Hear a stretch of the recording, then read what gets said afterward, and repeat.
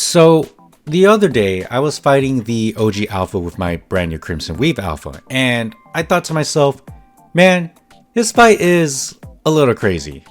Just a tad bit. You see, the problem here is that as someone who has played a lot of PGR, I can mostly tell what's going on the screen, but what hangs over my head is the thought that to the uninitiated, they probably might not.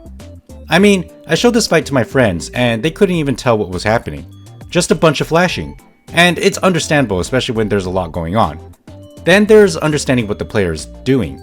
The 3-ping orb system is rather unique to PGR, and it's strange in the grand scheme of the action combat genre. All anyone who has never played PGR could probably understand is that you can move your character, there's a dodge, and you hit the boss. Yeah, that's probably it. Anyway, I was browsing around YouTube and I found this video by Guitar Rock Gaming where he found a post on Reddit talking about someone's experience with PGR's combat on PC. The TLDR of this post is that the button input layout is confusing, and that its extra inputs seem to be built for someone with 8 fingers on each hand. Now, as much as I really want to say skill issue, I will say that the 3-ping orb system is unique, and the game is ultimately designed around that. Which means that the UI design and button mapping is also affected beyond just the character gameplay design.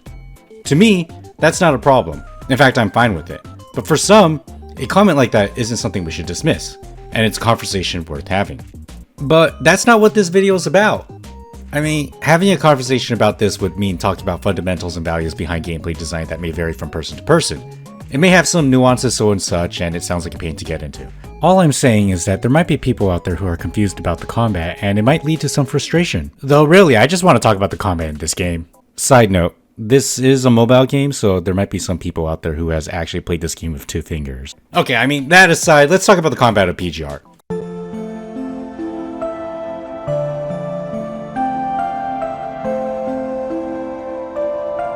It's strange to address this topic first, as some may not know what every option means, but we'll get there. I mean, I feel we should get the Redditor's concern out of the way right now. Anyway, at its default, the UI is, well, it's not exactly the prettiest clutter of stuff, but it certainly does have everything. In many ways, this may seem rather overwhelming. But hey, you can absolutely change the UI layout and button mapping of the game. In order to find it, go over to the main menu screen, click the little circle thing on the bottom right hand corner, and a new window will pop up. Then click the gear icon, then click button position, and you'll find yourself on the tab for key remapping. Here you can change some of the keybinds if you do so wish.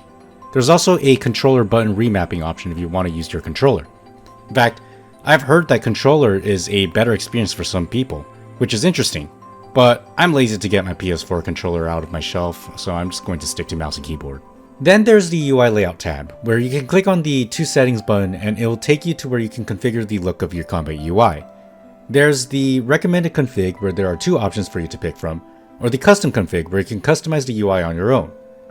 In the custom config, you can have the option to move any of your buttons anywhere you like, as well as change their size. You can also make them invisible or transparent if you feel like there's just too much clutter. You can even change the direction of where your orbs are going to flow mid-combat. One more set of options to look at is when you're in the settings window and there's an others option. Select that and you'll find a plethora of additional quality of life settings that you might be interested in, such as lock-on options or damage number customization. What's important is when you scroll down, you'll find the option to show or hide your joystick, and also the option to show button tips on your battle interface. What button tips on the battle interface means is that you can have the little button indicator next to whatever corresponding key mapping you have to tell you what button activates what. It's a useful little thing for new players, though once you're accustomed to the system, you can always hide it. For the sake of this video, I'm going to leave it on, and instead of using my own custom UI, I'll just be using the recommended configuration selection too, as it's designed similarly to my custom UI.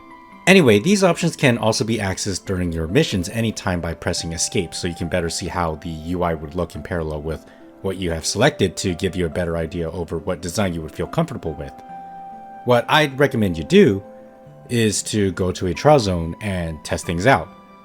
You'll be able to find the trial zone by looking into your study tab.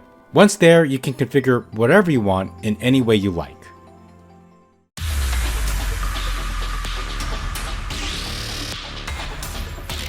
So in my last PGR video, I gave a surface level explanation of the combat system. In this section, I'm pretty much going to explain the same exact thing, but with some more details sprinkled in. So feel free to skip this section if you already got the idea. Now, every character has a basic attack, 3 abilities represented by an orb color, red, blue, and yellow, as well as a signature attack, or what most people would recognize as an ultimate.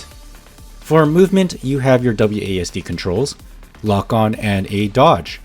What's important to note here is that when you first start out, you may notice that there might be a case of your mouse being on your screen. If that happens, go to your key mapping and find the key for switch camera mode. You can change it to whatever key you want, but just know what key that is. Go back to the game and press that key and your mouse will disappear. This key essentially turns your mouse into a camera control, as well as enabling you to use your mouse input controls. There will be cases where you might need to click it to summon your mouse, as it might be required for certain unique scenarios. So yeah, on the surface it's pretty straightforward, but what makes this game tick is the system that ties everything together.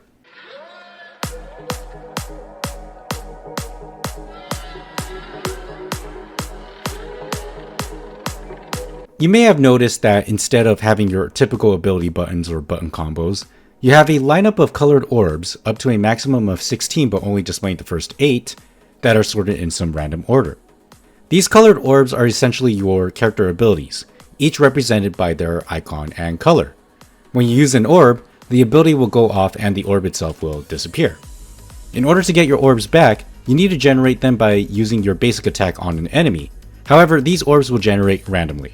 Now, part of this combat system is activating what's called a 3-ping, or what other people call match 3. Where when you line up 3 orbs of the same color together, it activates a 3-ping of that orb, which adds an additional effect on top of the corresponding ability. For most of the characters, the 3-ping effect is normally just adding more damage on top of the ability. It's also important to point out that if you do a 2-ping, it'll slightly increase the damage a bit from its base as well. For some other characters, there can be additional effects that can go beyond just extra damage. It can be applying elemental damage, change the move entirely, or even apply an extension or buffs to certain support effects. Overall, it varies, and needless to say, it's worth reading what these abilities do at single orb activation up to 3-ping to see what kind of value you'll get from them.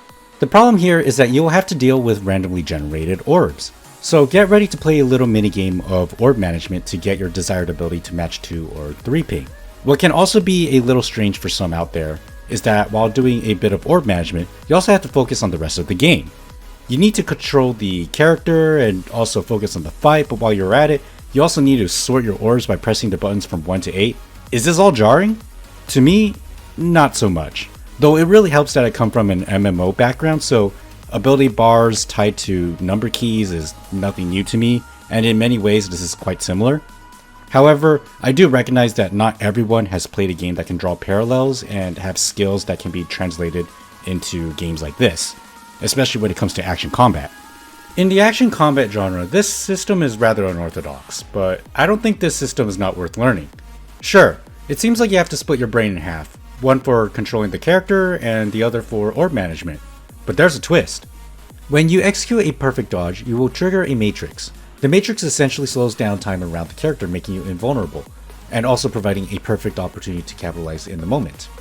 Once the matrix is activated, you may have noticed that your orbs will repeatedly flash with their outline. This indicates that once you use any of these orbs, whether they be single or even double, it'll count as a 3-ping. Know that the matrix goes on a cooldown for 15 seconds, but it is strictly tied to the character being used, meaning that within those 15 seconds, you can switch to another character and activate their matrix immediately. And afterwards, you can switch back to use the original character's matrix again once the character is available to be used. This is a really nice twist to have when managing your orbs. And in a way, it does make it easier. But there's more.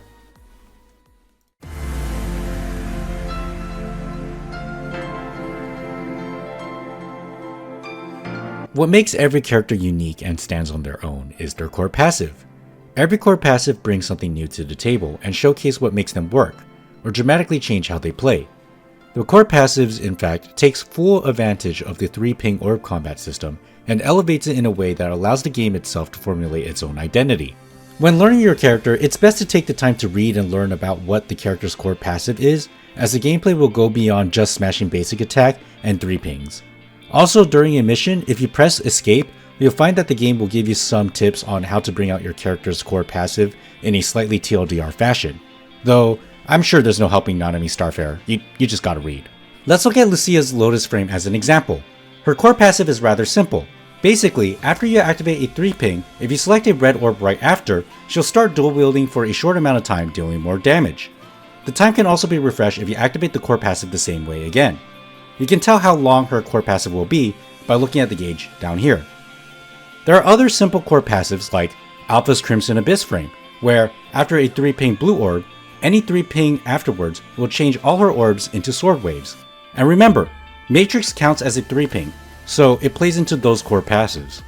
The core passives ties the whole 3-ping orb combat system together as it harmonizes the system in a way where once when you master it, it becomes a satisfying loop in combat.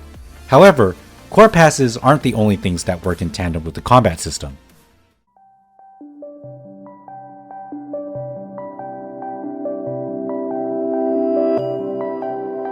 Most gacha games have an element system that provides some level of artificial depth to force players to use different characters for different scenarios. Then there are games like Genshin Impact where the element system is kind of his whole deal. For PGR, it feels like it's the former. Actually, it's slightly less important. Kinda. For majority of the content, you can pretty much use any character you like for the most part. Elements begin to play a bigger role when you hit the endgame content like Warzone or Phantom Pain Cage, where there are buffs and debuffs like fire damage deals more damage onto the enemy or enemy has ice damage resistance. Now, what's important to point out is that for characters of a specific element, when paired up with other characters of that same element, they can maximize their potential as there are some synergies and interplays with the same element teams. Just to put it out there are currently 5 elements in the game: physical, dark, lightning, ice, and fire. There's a new element that will be introduced in some future patches called Void, but we're a long way from that. Anyway, when you're trying to build your team, try to focus on one element. Or maybe do whatever you want and perhaps mix it up if you like. Which leads into the other piece of the puzzle, classes. Currently there are 4 classes: Attacker, Support, Amplifier, and Tank. These classes provide small characteristics that align with what the class suggests. Like, Support generally has tools to heal, Tank provides shred of some kind or gives some sort of shield, or Amplifier which buffs your team. However, these classes don't entirely define the character. Take Liv Imperia for instance. As an Amplifier, she can buff her team, but she can also dole out some heavy damage.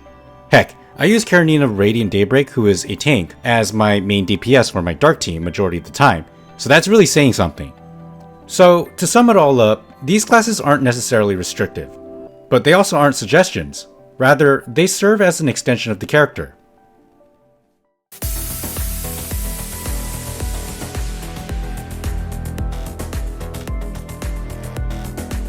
There's another angle to this game's combat, and that's QTEs. Before we talk about QTEs, let's briefly talk about how teams work in PGR.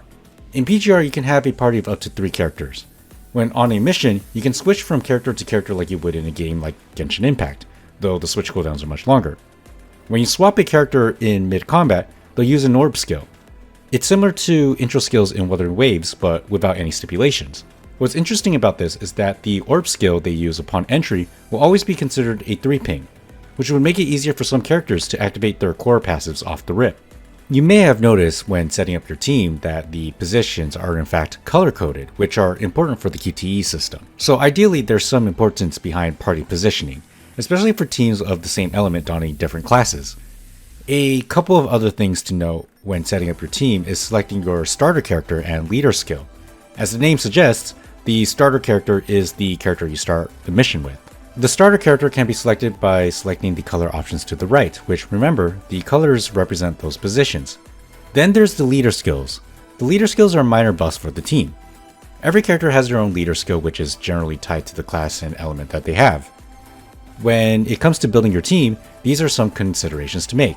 You will find some guides out there where people will show you what the meta element or physical teams are, showing their placement of their characters in some way, shape, or form. So that said, what about QTEs? When an on-field character uses a 3-ping, a party member's icon of the corresponding color will light up. This means that when you activate their button, instead of switching, they'll come onto the field and use their QTE ability. The QTE abilities are usually skills that tap into the classes of these characters. you can read what each character's QTE ability is in their character ability menu.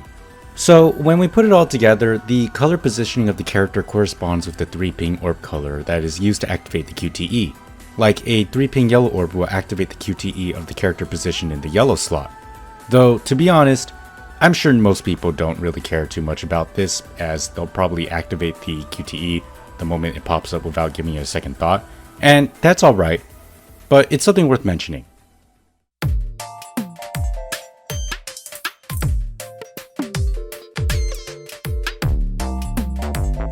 One more thing to touch on, and honestly it's probably something that many players will not interface with, is the Cub system. Cubs, or combat unit boosters, are basically pets that can be equipped on a character which can be used to support them in a fight. When the character activates a certain amount of 3-pings, they'll be able to accumulate charges that can be spent in order to temporarily summon the Cub and have them use their ability. Each Cub is unique in what they provide in a fight, and some have synergies with specific characters which draw on those unique abilities. That said, Cubs require yet another keybind, so be aware of that. Speaking of which, there are times when the game will ask you to use extra gadgets or whatnots which require other specific keybinds. You can find these keybinds listed as special interactions. Personally for this, I find these special interactions to be a little problematic and a bit disruptive to the flow of the game. It's harder to say what each special interaction is dedicated to, depending on the situation, but luckily the scenarios which call for these interactions are rare and are typically found in specific game modes. Fun fact, if you have a mouse with side buttons, you can also keybind those as well. It'll certainly come in handy, especially for these extra gadgets. Finally, I just want to talk about 2nd generation constructs. What sets them apart from 1st generation constructs is how dramatically different the gameplay loop both have in comparison. You'll understand how distinct they are once when you try them out for yourselves.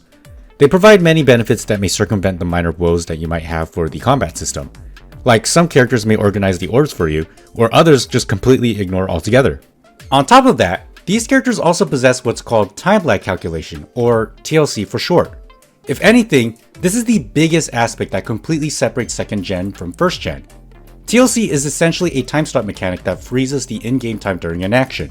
Now, there's an entire science behind TLC that would probably take a whole video to explain, like allowing a buff or debuff to last longer in the duration of the frozen time, therefore taking advantage of the buff or debuff when ulting. Overall, just know that TLC is a net benefit to these characters. Now, we might look at this and think to ourselves, hey, this is a classic form of power creep. And it is. But Kuro decided to add what's called leap skills into some specific characters to bring up their power to be somewhere within a similar league of 2nd generation characters, but definitely not stronger than those characters. Leap skills also add some new interactions with the combat system to create new gameplay capabilities for the character. As more patches come in for PGR, they'll be adding in more leap skills for other characters, like Alpha's Crimson Abyss Frame, who was recently power crept by Balter. You see, Crimson Abyss will have her own leap skills, which will have her power and combat flow be strong enough to be used as a fun alternative to Balter. But of course, Balter will still definitely be stronger. However, there are other leap skills out there that will simply boost some characters who are already meta to be, well, even more meta. A good example would be Rosetta, who is at this point eternally the meta physical tank, until a new construct comes out in the future that totally power creeps her. But as of right now, that doesn't seem to be happening anytime soon.